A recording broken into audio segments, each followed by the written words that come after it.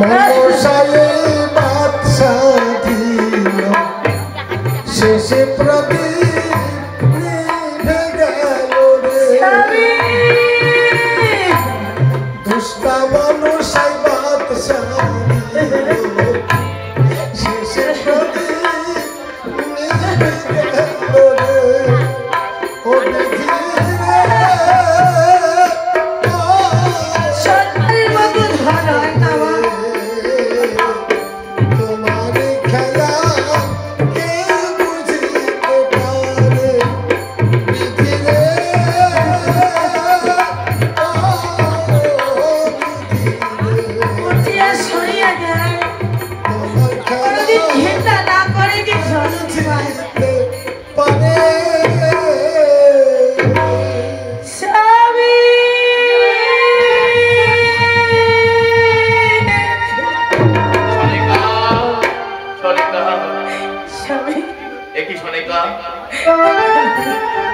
তোমার চোখে জল কান্নায় বিগলিত হয়ে তুমি আমার কাছে কেন ছুটে এসেছো?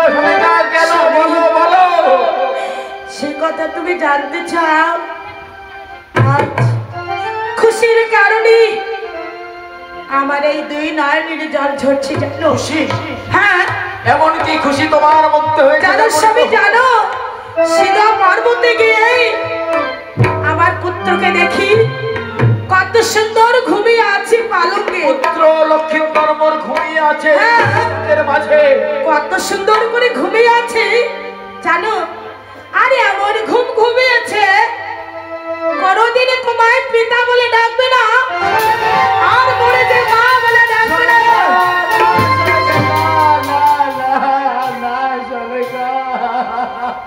শুধু আপনার অহংকারের কারণে, হ্যাঁ আপনার অহংকারের কারণেই এক এক করে বড় 7 পুত্র চলে গেল। 14 রেঙ্গা 72 হাজার দাড়ি মাঝি দুলাই মাঝি মহক্কাম বন্তর সুপারি বাগান কলা বাগান সর্বস্ব আপনার অহংকারের কানে চলে গিয়েছে। কেননা চাইদের আমি নগরে নগরে ভিক্ষা করে একখানা মা মনসার ঘর প্রতিষ্ঠান করেছিলাম। তুমি বলেছিলে সোনিকা তুমি কার ঘর পুজো করছো? আমি বলছি স্বামী একমাত্র পুত্র লাকার কামনার জন্য আমি মা মনসার ঘর পুজো করছি। আর কি করেছো? তোমার হাতের হেমতারেলে লাঠি দিয়ে সেই ঘরকে তুমি বেড়ি মারে ভাঙিয়ে দিয়েছো, আমাকে বাধাঘাত করেছো।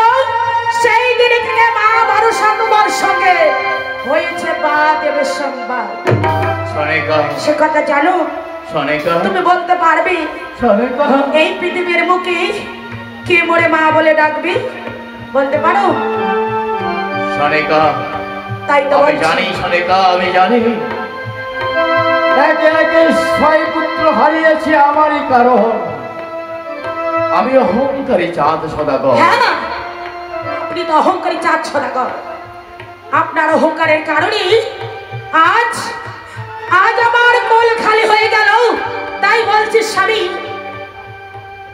তুমি সাবধান হয়ে যেও।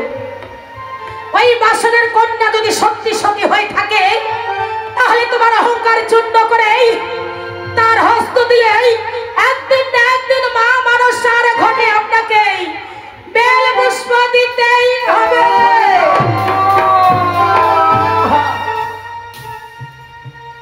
গেল রে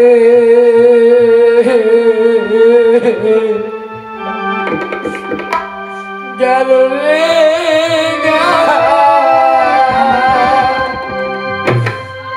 রে পুত্র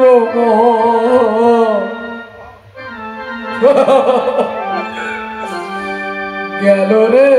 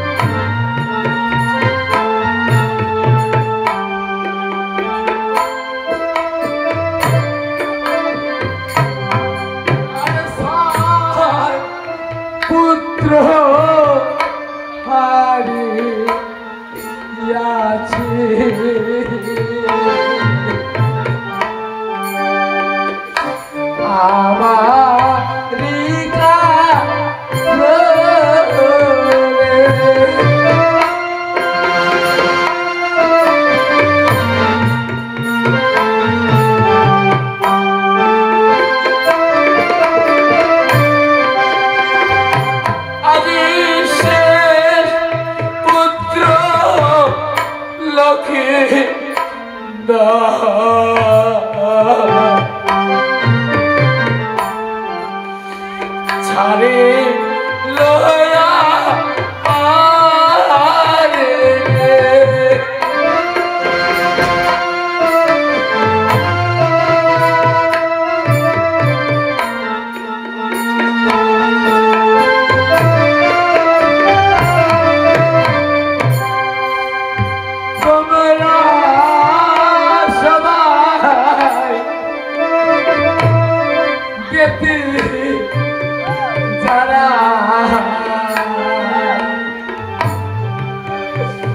আসো মরব